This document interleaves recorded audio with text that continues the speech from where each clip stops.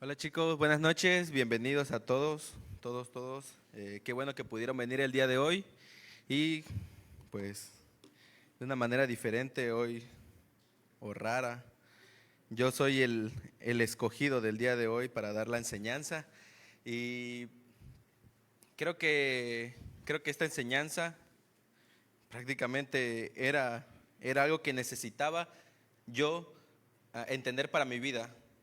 Antes, quizás no era necesario que yo se les enseñara a ustedes, pero era necesario que yo pudiera entender lo que Dios quería hablarme o Dios tenía planeado para mi vida. Y gracias a esta enseñanza, gracias a que Dios me permitió enseñarla el día de hoy, pues tuve que estudiarla, tuve que practicarla y me llevé algo muy importante en esta enseñanza y quisiera pues dárselas a ustedes, aunque a ustedes no les haya costado estar investigando, pues, pero sería bueno que también sepan.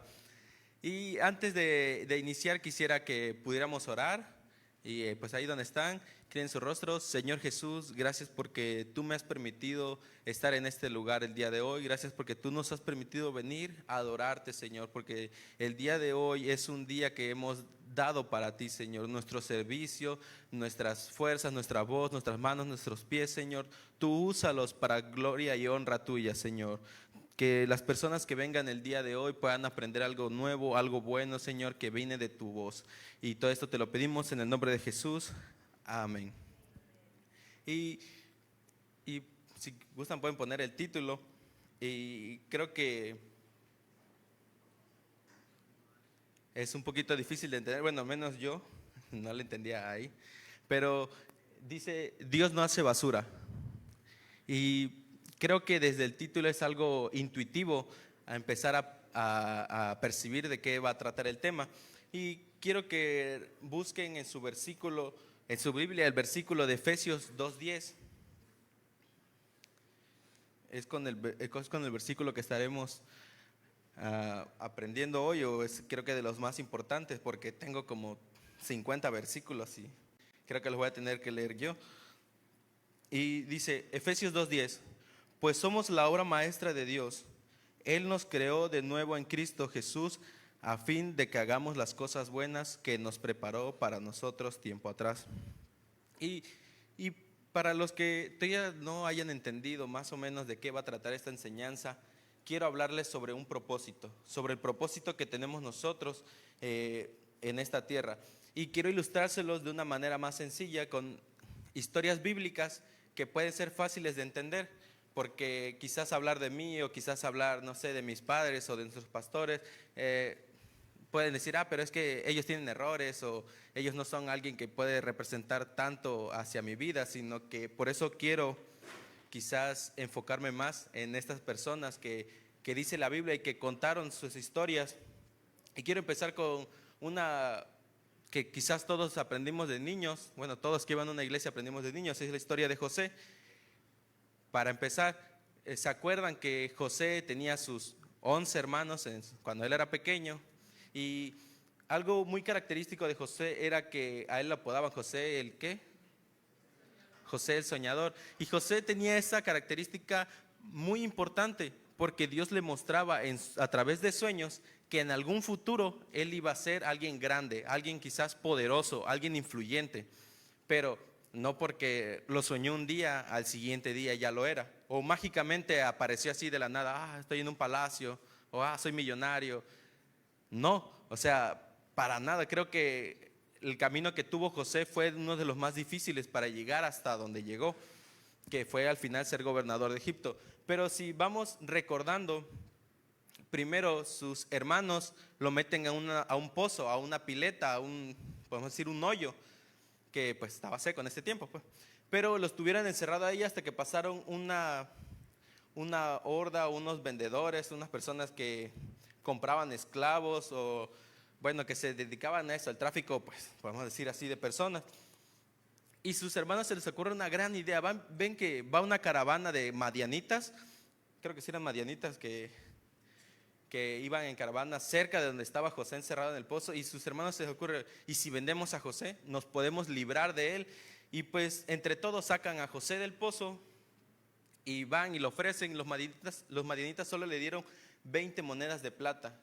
O sea, creo que es algo ilógico que un hermano venda a otro por 20 monedas de plata. Y no tanto por el hecho de venderlo, sino porque era muy poco. 20 monedas de plata creo que no daban para nada, o no daban para mucho. Yo creo que quizás si hubiera vendido a uno de mis hermanos, que siquiera pido, oye, dame 35, 40, que me dé para un año, para un mes, no sé qué tanto valía en ese tiempo. Pero después de esto, pues sabemos la historia, que José llega hasta Egipto, allá lo compra Potifar, empieza a trabajar con Potifar y le empieza a ir bien a la casa de Potifar, todas sus, no sé, sus tierras, su ganado, todo lo que tenía, él iba prosperando. Pero pasó lo que pues ya todos saben, la esposa de Potifar intentó abusar de él no se dejó, salió huyendo, la esposa logró arrancarle las vestiduras y podemos decir así que lo acusa con su esposo, y como su esposo era el gerente, ese es el IRA, era, era el soldado más importante para Egipto, pues mete a José a la cárcel. Y José, yo me lo imaginaba, y el proceso que estuvo José, para mí era quizás, estuvo un mes en la cárcel y salió. Pero no, José sabía desde joven que tenía un propósito grande, pero nunca se imaginó quizás estar 10 años en la cárcel, quizás siendo azotado, quizás, no sé, golpeado, sin agua, sin comida, quizás de vez en cuando le daban alimento, quizás nadie le hablaba, quizás no tenía amigos, pero aún así Dios dio gracia a José para con el carcelero. Y sabemos, bueno, los que han leído la historia, vemos que gracias a esa gracia que Dios le dio a José, él se volvió líder de todos los que estaban encerrados en la cárcel, y él como que ordenó cómo iba la cárcel, y la cárcel prosperó. O sea, no que había más presos, sino que como en la cárcel trabajaba, los trabajos los hacían más rápidos, era más eficaz. Pero aún así, estaba en la cárcel. Creo que yo no quisiera que mi propósito sea quizás sí estar en la cárcel y ser gobernante de los de la cárcel. Creo que es una tontera, o al menos a mí no me gustaría, porque aún así es algo, podemos decir, bajo. Pero aún en ese lugar sabemos que Dios no se olvidó de él. Y pasa el tiempo y sabemos que hay un panadero y una persona un copero, pues que le servían al rey, y los dos tuvieron un sueño. José, gracias a Dios, se los revela y pasa lo que ellos habían dicho. Después de un tiempo, el faraón igual tuvo un sueño, el copero se acuerda de su compañero que estaba en la cárcel, mandan a llamar a José, él con el poder de Dios revela lo que quería decir los sueños del faraón y es hecho gobernador. Gracias a todo lo que pasó, gracias, podemos decir, a la humildad que tuvo que ir agarrando, porque pues no creo que alguien sea muy fresa estando en la cárcel, estando azotado, sucio, sin bañarse, asoleado, así bien quemadito de sol, así. Y vemos que desde ese lugar en la cárcel, Dios lo mueve hasta ser gobernador. Y gracias a eso, el propósito de José no era ser el gobernador de Egipto, para nada. Yo pensaba que ser gobernador era lo más grande que había hecho José, y para mí era lo más importante, porque digamos, de la cárcel hasta ser gobernador, pero no. ¿Alguien tiene alguna idea de cuál era el propósito de José? ¿Por qué José fue a Egipto? Solo levanta la mano, no es necesario que lo diga. Si alguien lo sabe, si no lo sabe, como yo no lo sabía, pues se los voy a decir. El propósito que tenía José, ¿por qué Dios lo mandó como esclavo? ¿Por qué lo tuvo, podemos decir así, sufriendo tantos años? Era porque en un futuro iba a haber una gran hambre. Y si no había alguien del pueblo de Israel que pudiera o tuviera el control o tuviera poder, el pueblo de Dios iba a perecer. O sea, todo lo que, podemos decir así, Dios había planeado, se hubiera acabado en ese tiempo de 7 años de sequía. Podemos ver que cuando empieza ese tiempo de sequía, los israelitas van a Egipto por comida. José los reconoce y pues pasa un diálogo, creo que encarcela a un hermano, después lo libera. Resulta que él les dice: yo soy su hermano, el que hace unos años vendieron, traigan a nuestros padres, traigan a nuestra familia, porque aquí hay comida suficiente para todos los de Israel. Y Y fue muy importante porque podemos ver que a pesar de todo, dice, Dios no desperdicia el dolor. Lo que el enemigo quiso usar para destruirte, Dios lo transforma para cumplir su propósito. Y veo que esto aplica mucho en la vida de José. Porque José, a pesar de todo lo que sufrió, porque nosotros no hemos sufrido ni la mitad de lo que él sufrió, y muchas veces nos quejamos de Dios o le reprochamos cosas a Dios de por qué Él nos trata así, o por qué hicimos esto, por qué me fue mal en la escuela o en el trabajo, con mis amigos, por qué mis papás me regañaron, o cualquier cosa. Aún así aún así José supo que todo ese proceso que él vivió fue para glorificar la gloria, para glorificar a Dios y para pues mantener el pueblo de Dios vivo. Pero creo que hablar de José es algo muy básico porque pues todo el mundo lo conoce y no es algo que wow puedan saberlo, o sea, no es como que esté muy oculto. Y por eso traigo como 25 historias de la Biblia, así que quiero ir rápido para poder terminar rápido. Y el siguiente es Esther. ¿Quién sabe quién es Esther en la Biblia? Yo, eso, gracias.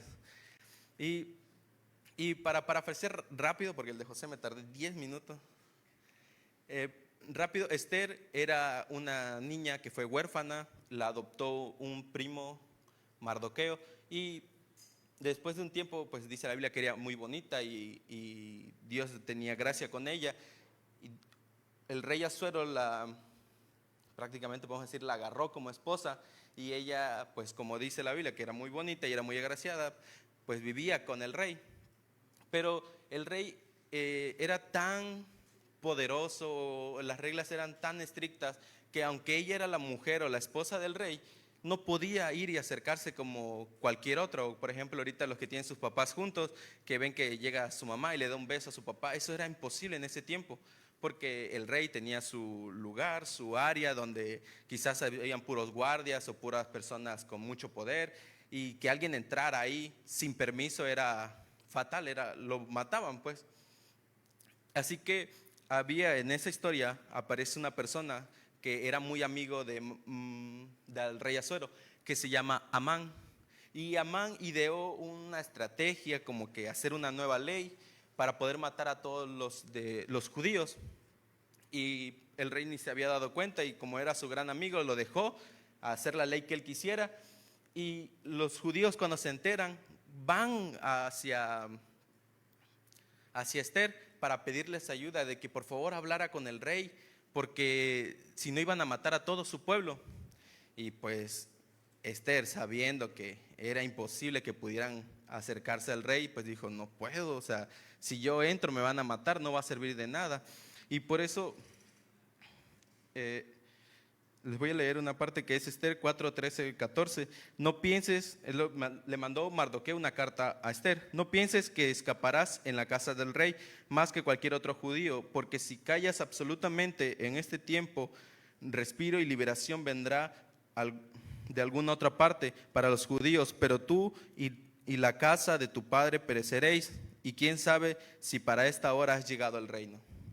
Mardoqueo, el primo de Esther, entendió que Esther había llegado de ser una niña huérfana al reino por algo, por un propósito. No era, tuvo suerte y le gustó al rey y se casó con él y es millonaria y ya. No, sino que Dios la puso en ese lugar para este momento. Y podemos ver que después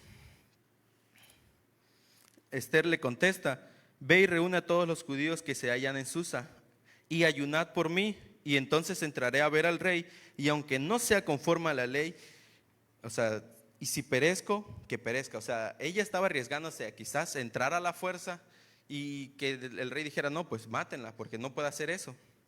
Y por eso vemos que Dios te coloca en lugares y momentos específicos, porque tu vida tiene un propósito que transciende tus planes. Como cualquier otro aquí, ¿quién has pensado en que del futuro va a ser, no sé, doctor, un ingeniero, un deportista profesional, músico, o de lo que sea?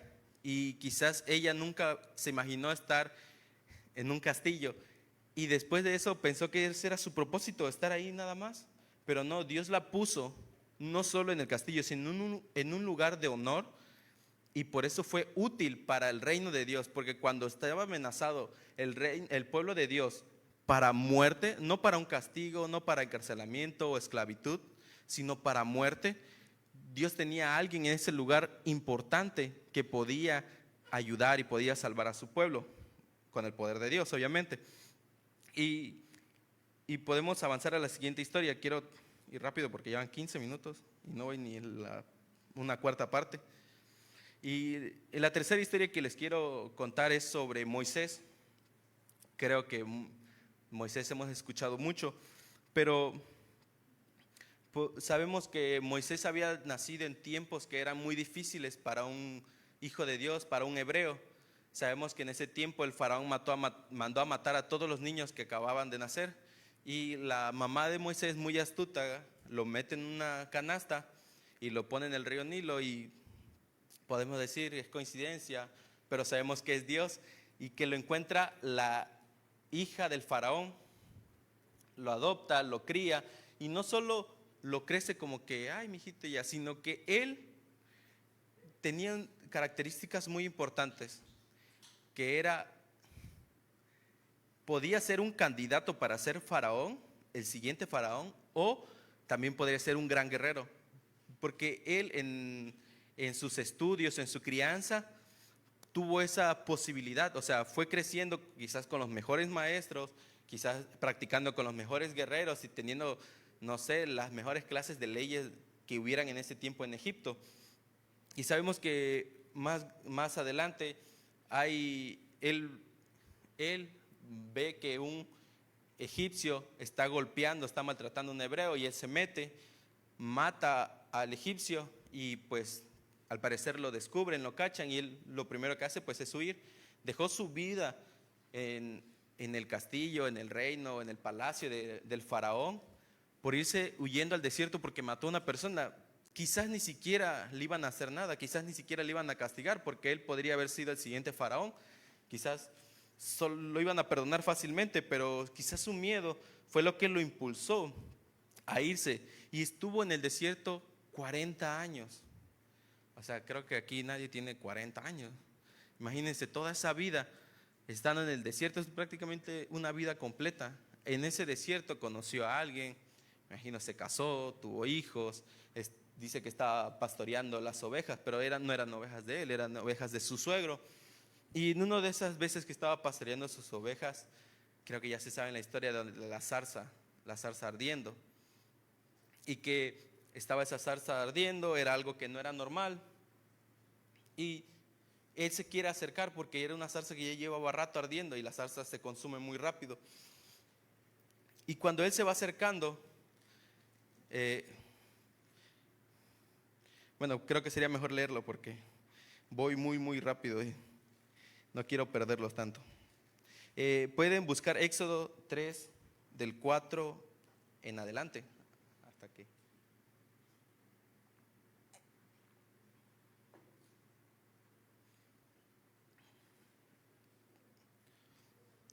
lo voy a leer en la TLA para que sea más fácil de entender. Y dice en el versículo 4: cuando Dios vio que Moisés se acercaba, le gritó: detente, Moisés. Moisés contestó: ¿qué pasa, Señor? Dios le dijo: no te acerques más, quítate las sandalias, porque estás en mi presencia. Yo soy el Dios de tus antepasados, yo soy el Dios de Abraham, de Isaac y de Jacob. Al oír esto, Moisés no se atrevió a mirar a Dios y se tapó la cara, pero Dios siguió diciéndole: yo sé muy bien que mi pueblo de Israel sufre mucho porque por los egipcios lo han esclavizado. Y pues creo que ya se sabe en la historia que lo manda y le dice: no, Señor, pero es que yo soy tartamudo.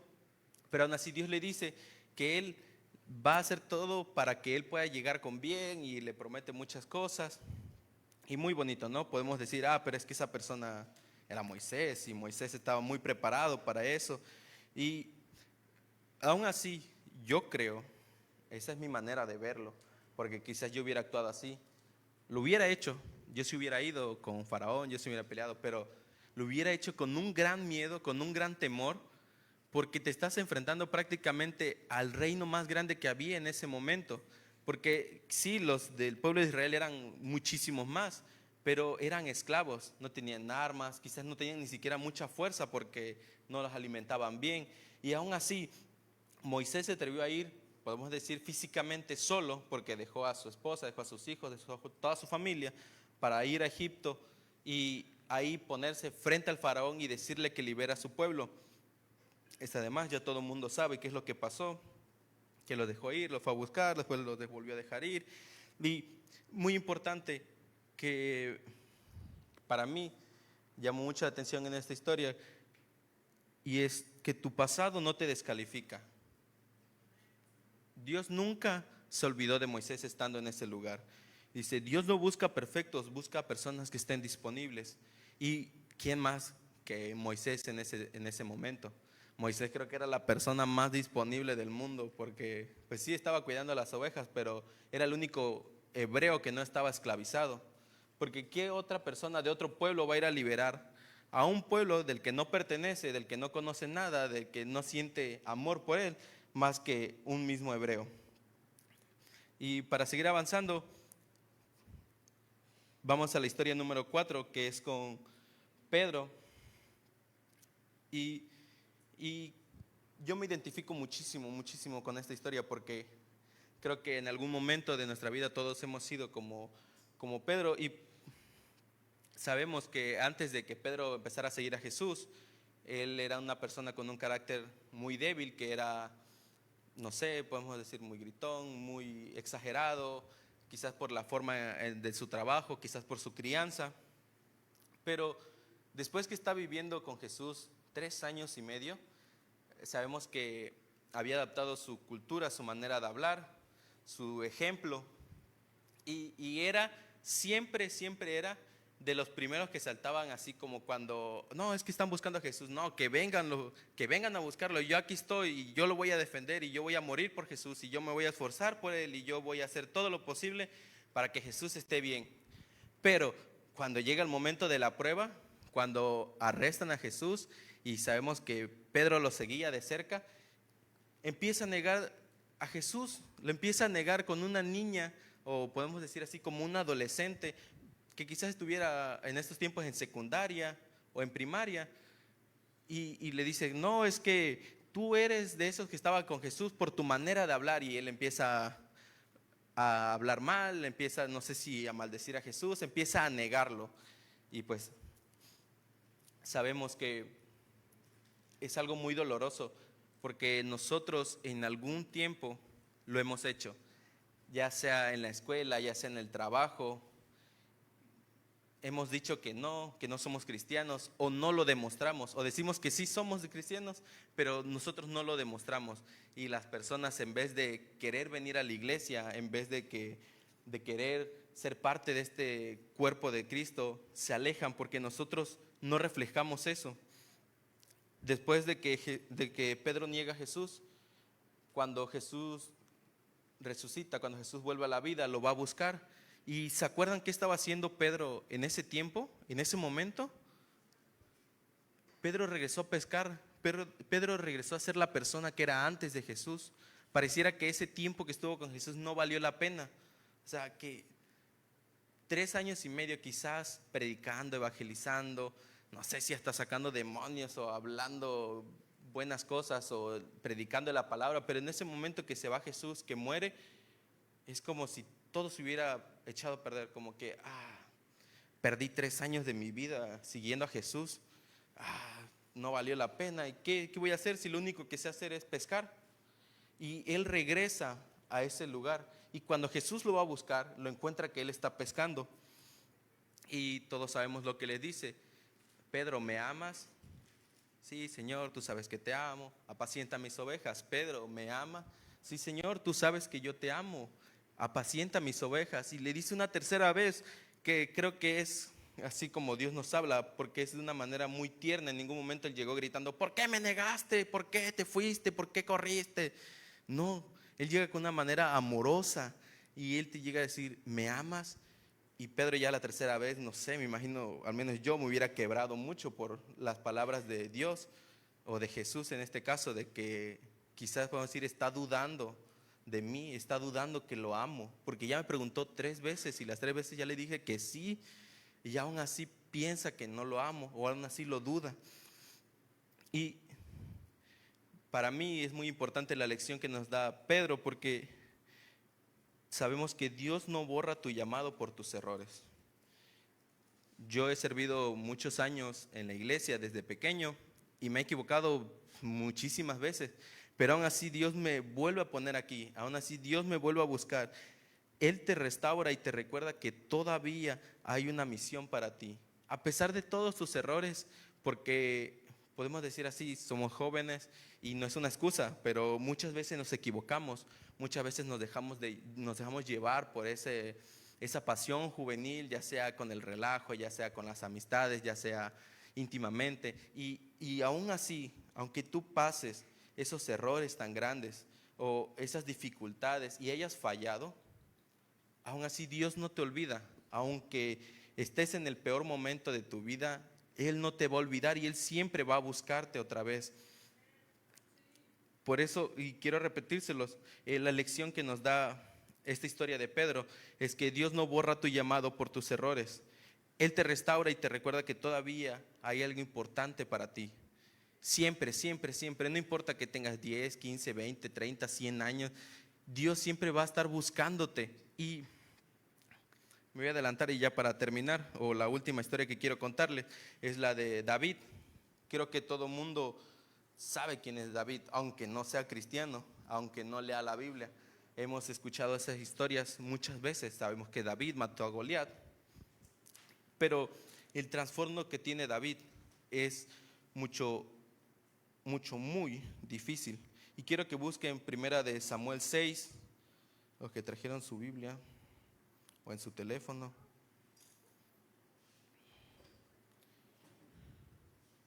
Es primera de Samuel 6, 7.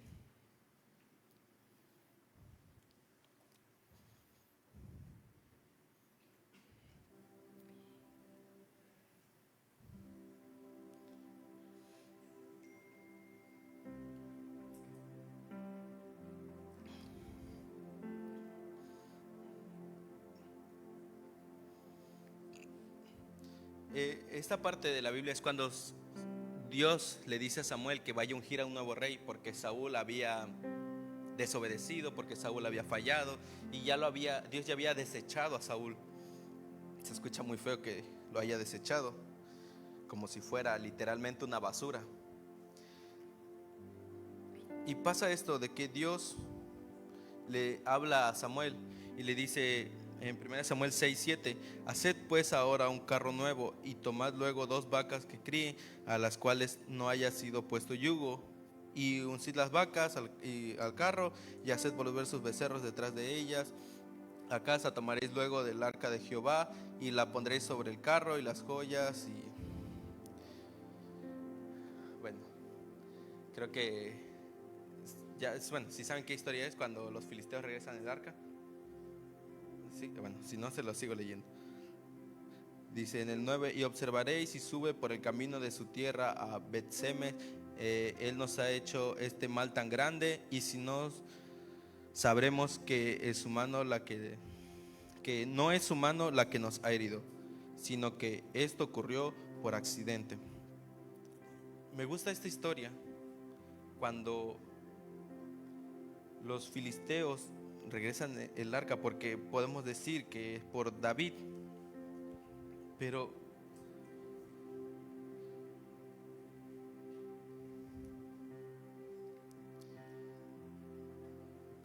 vemos que no todo para David fue bonito. Esta parte de cuando los filisteos regresan el arca es como algo triunfal que tiene el pueblo de Israel. Pero cuando ves la historia de David, cuando ves que Samuel lo va a ungir y que le dice: tú serás el nuevo rey, bueno, tú serás el siguiente rey. Obviamente yo me imagino al padre de David que se emociona: wow, mi hijo va a ser rey. mi hijo tendrá poder, tendrá dinero, nos podrá sacar de este lugar donde vivimos y todo según muy bonito, ¿no? Pero al día siguiente de que David es ungido rey, ¿qué creen que pasó? Nada. Al día siguiente no se volvió rey y pasó un mes, 2 meses, un año, 2, 3, 4, 10 años. Y sí, David, podemos decir, empezó a ganar un nombre. En ese tiempo venció a Goliat. En ese tiempo libró muchas batallas. Pudo juntar un ejército, pero aún así, aunque él podía ser aclamado por el pueblo de Israel, él era perseguido. Cuando él se enteró que iba a ser rey, no llegó a reclamar su reinado. Él tuvo una preparación, al igual que José.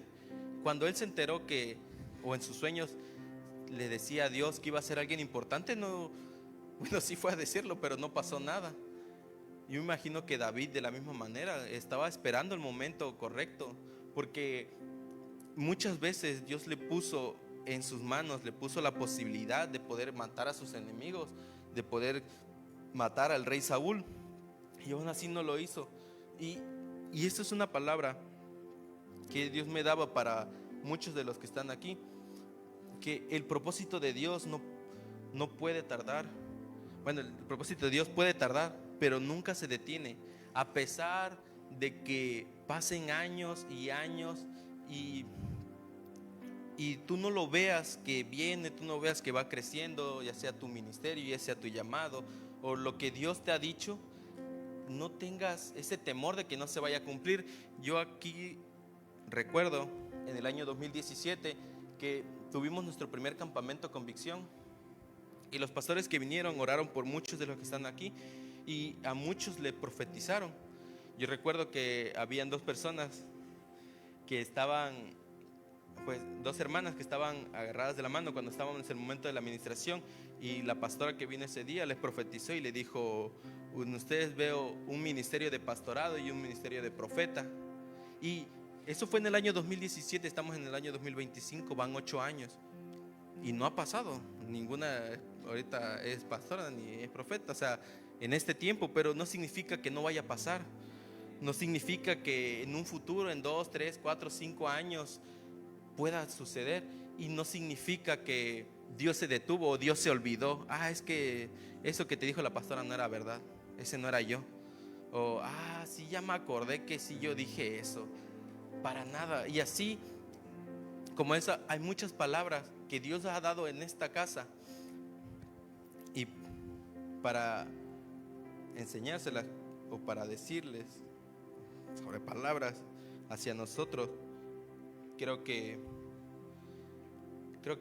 en esta vez sí puedo ser yo un ejemplo, y no porque haya hecho algo bueno ni nada.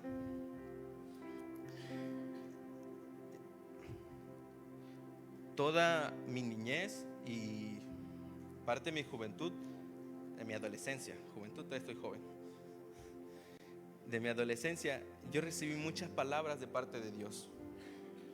Desde antes de nacer, Dios profetizó cuando aún yo no había sido planeado. Un apóstol, un profeta se acercó a mi mamá y le profetizó sobre mí desde antes de nacer. Mi mamá no sabía nada de mí. Yo fui creciendo y de pequeño yo tenía mi sueño, ¿no? Mi gran sueño. Yo quería ser futbolista. Quería ser futbolista profesional y, vamos a decir así, jugar con los grandes y todo. Y podemos decir, me esforcé entre lo que puede hacer un niño. Iba a los entrenamientos. Pues no era el mejor, pero tampoco era tan malo.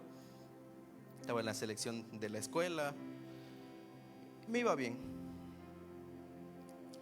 Después en la secundaria mi mentalidad cambió y por cosas que yo hice me sacaron de todos los equipos en los que yo estaba.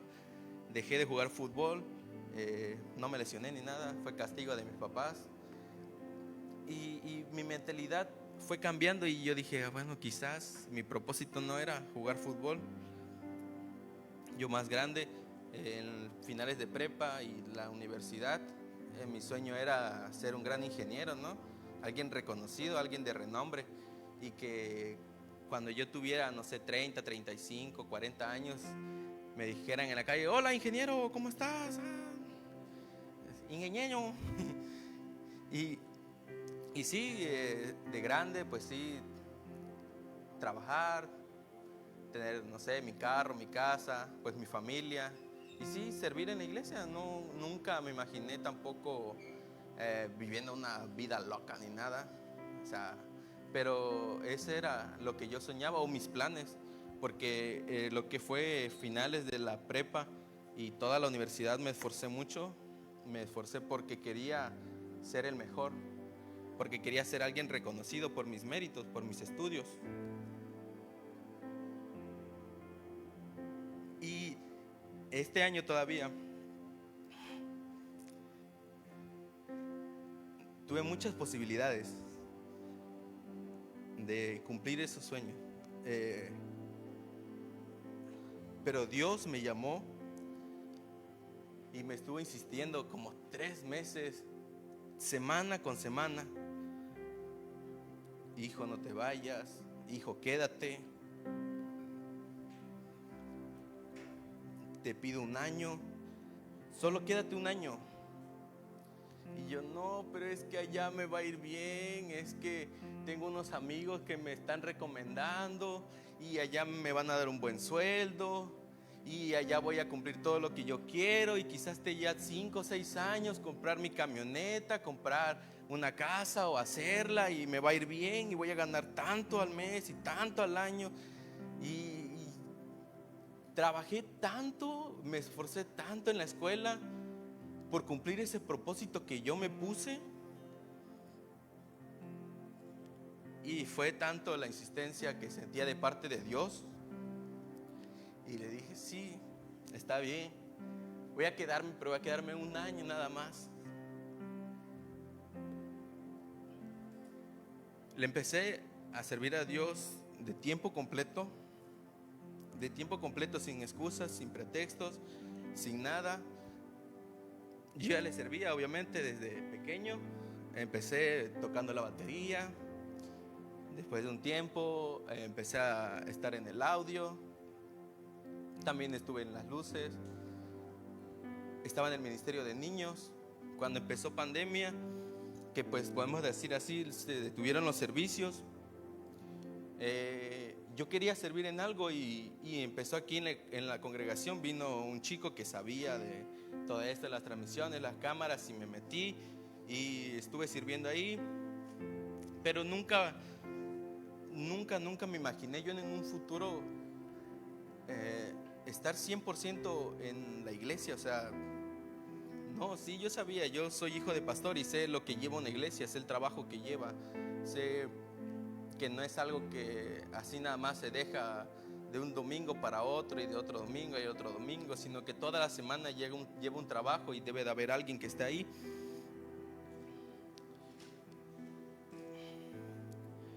El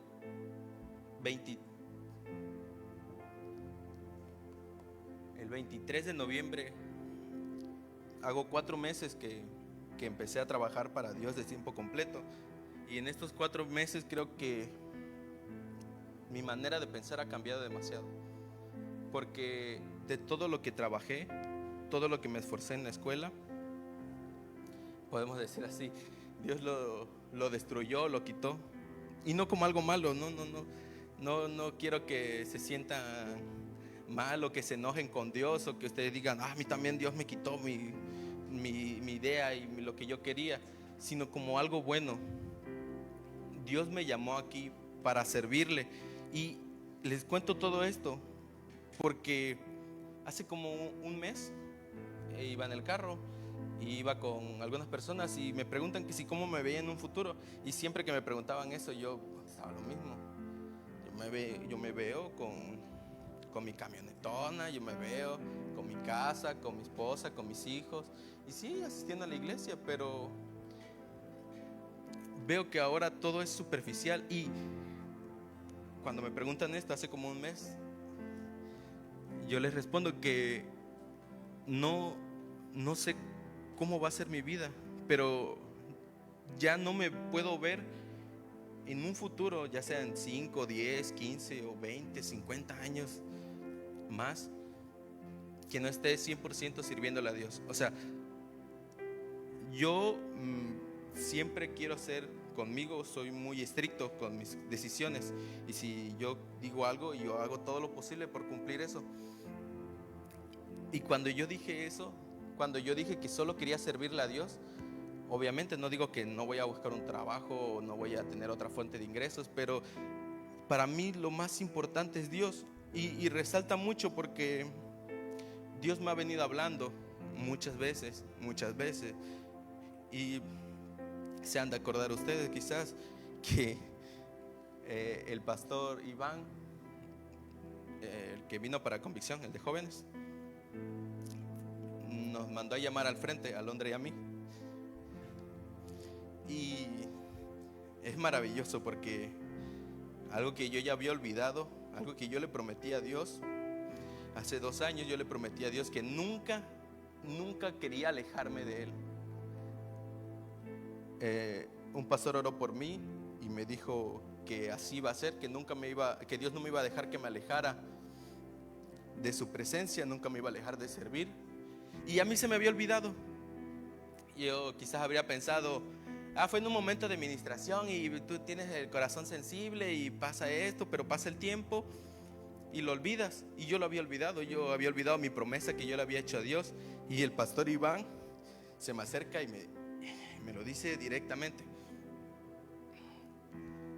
tú me prometiste algo hace 2 años y no te esforzaste por cumplirlo. Lo he hecho, pero porque estoy aquí, vivo en casa de mis papás, vengo a la iglesia. Pero mi futuro, o lo que yo quería, era irme. Yo quería, bueno, no quizás irme exactamente, sino yo quería tener un buen trabajo, que se pagara bien, que tuviera buenas prestaciones. En general, una vida, podemos decir así, una buena vida, económicamente y quizá familiarmente. Pero no sé cómo explicárselo, ese sentimiento que me da el decirles, el yo pensar que ya no puedo vivir sin Dios, que ya no puedo vivir haciendo otra cosa que no sea servirle a Él. Y yo como joven todavía me voy a dedicar 100% a esto, no a predicar, bueno, si se da la oportunidad, sí, pero en general a servir a Dios, en lo que Él me diga, en lo que Él me pida. Lo puedo hacer, lo he hecho, he estado haciendo limpieza, puedo estar en una computadora, puedo estar acá arriba, puedo estar en alabanza, puedo estar sirviendo en atención, o sea, mesereando, o sea, de lo que Dios me hable. Y eso es lo que yo quiero transmitirte aquí. Y quiero, bueno, no levanten la mano, pero quiero que piensen, ¿cuántos aquí le han fallado a Dios? Así, en verdad, muchas veces. ¿Y cuántos aquí le han fallado a Dios de una manera, podemos decirlo así, hasta tonta? O sea, de que tú sabes que vas a fallar y aún así vas y fallas. Lo he hecho muchas veces y aún así, como a Pedro, Dios no me va a desechar. Dios no, porque yo me equivoque, dice, tenía grandes planes contigo, pero ¿cómo vas a negarme? Y me bota. No. O sea, ¿en qué cabeza cabe que Dios hace eso? Dios viene creando todo con un propósito tan grande que no importa si te fue mal en la escuela o te fue muy bien, no importa si eres un gran deportista o no lo eres, no importa si eres muy inteligente o no. Dios, todo lo que va haciendo, lo va haciendo con un propósito muy grande. No estás aquí por error. Tal vez hoy nos sentimos como ese José que fue traicionado por sus hermanos, ese José que fue olvidado. O quizás nos sentimos como Esther enfrentando algo que es imposible para nosotros. Es algo imposible que tú puedes ver, no sé, será algo muy descabellado, pero de ver millones, y tú lo puedes ver algo imposible, pero en Dios no. O quizás te ves como Moisés cargando esos errores del pasado. Por eso Moisés huyó al desierto, porque mató a alguien y eso era un gran error. Y no porque hizo eso, Dios le quitó el propósito. Quizás por eso se atrasó. O quizás Dios quería liberarlos cuando Moisés tenía 40 años. O quizás te has de sentir como Pedro, con esa culpa que sientes por fallarle a Dios una vez, 2 veces, todos los días.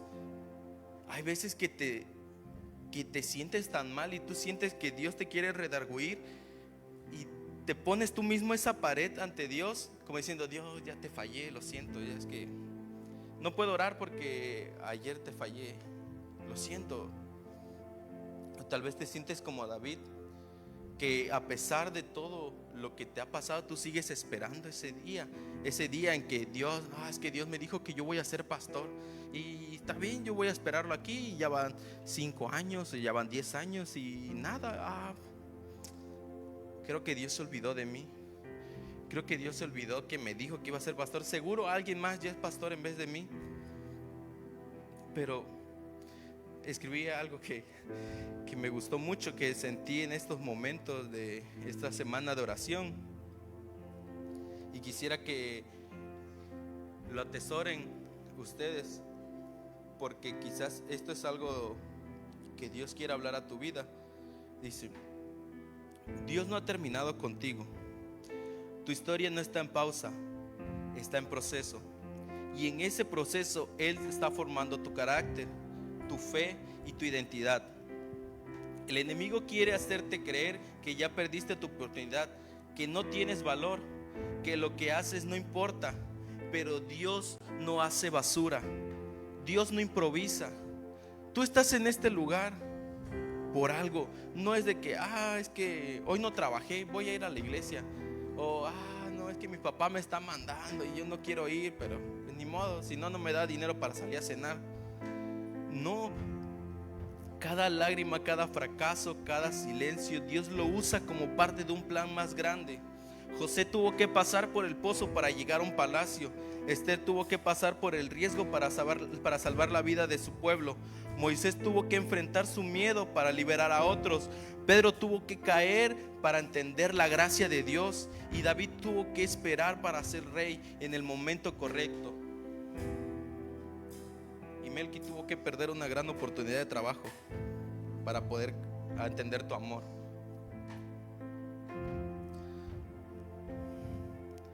Tu proceso tiene propósito. Ahora lo entiendo. Ahora entiendo que a pesar de todo lo que estemos pasando, no es un error. No es un error el lugar donde estás, no es un error la escuela donde estudias, o el lugar donde trabajas, o si no trabajas, o si estás con tus papás. No es un error los papás que te tocaron o los hermanos que te tocaron. Todo eso lo está usando Dios para ti. Y quiero que se pongan de pie. Quiero hacer una oración.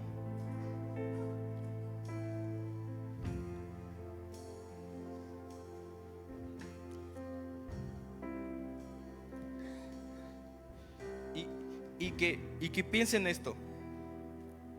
Todo lo que han pasado,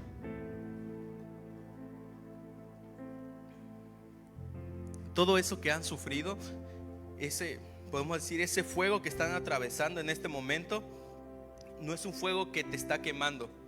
Es un fuego que te está purificando para llegar a tener ese proceso, para que tú seas algo limpio delante de Dios. Cuando Dios termine todo este proceso, todo lo que en este momento estás sintiendo, todo ese dolor, tiene un sentido. Cuando todo lo que te hizo llorar se convertirá en un testimonio. Todo lo que parecía roto será restaurado. No creas que las mentiras del enemigo. Tú fuiste diseñado con un propósito. Fuiste elegido antes de nacer. Y si todavía respiras es porque todavía tiene algo poderoso que hacer contigo. Quiero que todos cierren sus ojos. Quiero que oremos en este momento. Fluyan ustedes si quieren orar por alguien más, si quieren orar por ustedes mismos. Pero quiero que recuerden esto. Ese lugar que estás, eso que te dolió, no sé qué puede hacer, quizás una ruptura, quizás la falta de un padre, de una madre, quizás que te pusieron a trabajar desde muy pequeño, quizás todo eso que has sufrido, ese desprecio de tus amigos porque eres cristiano, no sé qué es lo que te haya pasado a ti, no sé qué es lo que tú hayas sufrido, pero en este momento yo quiero decirte que nada ha sido un error. Nada de lo que tú has pasado se le ha salido de las manos a Dios. Todo lo que tú has vivido ha sido por un propósito más grande del que tú te imaginas. Es un propósito más grande de lo que tú puedes pensar y de lo que tú puedes planear. Por eso Dios está aquí contigo. Dios te ve todos los días está contigo. Y no tengas miedo, no creas que Dios se olvidó de ti. Al contrario, usa ese propósito, porque en este lugar hay muchas personas que tienen propósitos muy grandes y no se quedan solo en de que mi propósito es venir y llenar una silla. No, Dios me ha dado algo muy grande a mí, y puedo hablar de mí porque pues me conozco.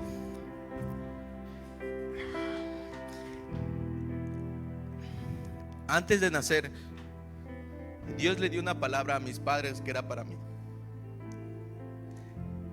Y creo que yo nunca lo he dicho así. Algunas personas que me conocen más cerca lo saben, mis hermanos lo saben. Y Dios le dijo a mis papás: este bebé, este niño que va a nacer, será 3 veces más grande que su papá. Hará 3 veces más de las cosas que hizo su papá. Y muchas veces yo no lo creí. Yo decía así: yo no quiero hacer eso, yo quiero ser futbolista, yo quiero ser un ingeniero, yo quiero que a mí me reconozcan por lo que yo trabajé, por lo que yo hice, porque soy alguien íntegro. Y ahora recibo esa palabra con tanto amor. Y yo le digo a Dios: aquí estoy, Dios, yo quiero servirte toda mi vida. Yo quiero estar contigo toda mi vida. Yo, y después cuando sea más grande, con mi esposa, con mis hijos, te vamos a servir, Señor, porque sé que ese es mi propósito. Y en ese momento vamos, ora, Señor, cántale a Dios, ora su nombre, por favor. Señor, gracias porque mi vida está en tus manos, Señor. Gracias porque me recuerdas.